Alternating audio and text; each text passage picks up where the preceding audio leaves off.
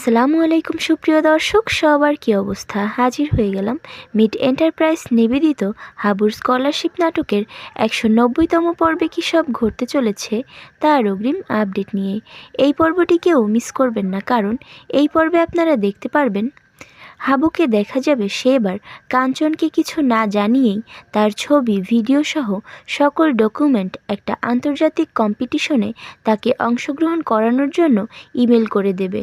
পরবর্তীতে কাঞ্চন সেই কম্পিটিশনে সিলেক্ট হয়ে গেলে হাবু এই বিষয়টি পুরো গ্রামবাসীকে জানানোর জন্য তাদেরকে একত্র করবে। হাবুর শুভাকাঙ্ক্ষীরা যখন সবাই একত্র হবে তখন হাবু সবাইকে উদ্দেশ্য করে বলবে, আপনাদের সবাইকে ডেকেছি একটা কারণে, আজকের দিনটা আমাদের জন্য একটা বিজয়ের দিন বলতে পারেন। তখন সবাই বিষয়টি জানতে খুব আগ্রহ প্রকাশ করলে তখন হাবু কাঞ্চনের বিষয়টি সবাইকে জানাবে।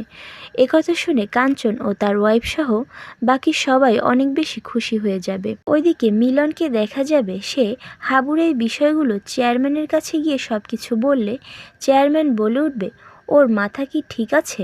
ওর মাথা তো গেছে আউলাইয়া। একটা মেয়েকে ধরে নিয়ে এসেছিল, সেটাকেও আমরা প্যাকেট করে পাঠিয়ে দিয়েছি।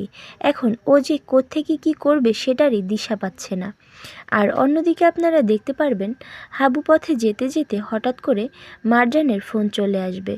তখন হাবু মারজান কেমন আছে সেটা জানতে চাইলে মারজান বলে উঠবে, কেমন আছি সেটা তো বুঝতেই পারছো। তখন হাবু মারজানকে অস্ট্রেলিয়া চলে যেতে বললে মারজান কোথাও যাবে না বলে সাফ সাফ জানিয়ে দিবে। মারজানের ফোন রাখতেই সেখানে সেকেন্ড চেয়ারম্যান এসে হাজির হবে। তখন তাদের মধ্যে নির্বাচন নিয়ে কথা হবে। সেকেন্ড চেয়ারম্যান তখন হাবুকে বলে উঠবে, আপনি এমনভাবে কথা বলছেন মনে হচ্ছে আমরা নির্বাচনে ফেল করব।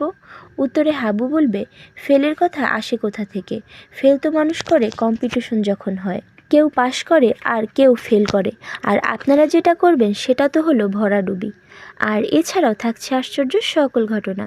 সুতরাং সবাইকে হাবুর স্কলারশিপ নাটকের আগামী পর্ব দেখার আমন্ত্রণ রইল। ধন্যবাদ।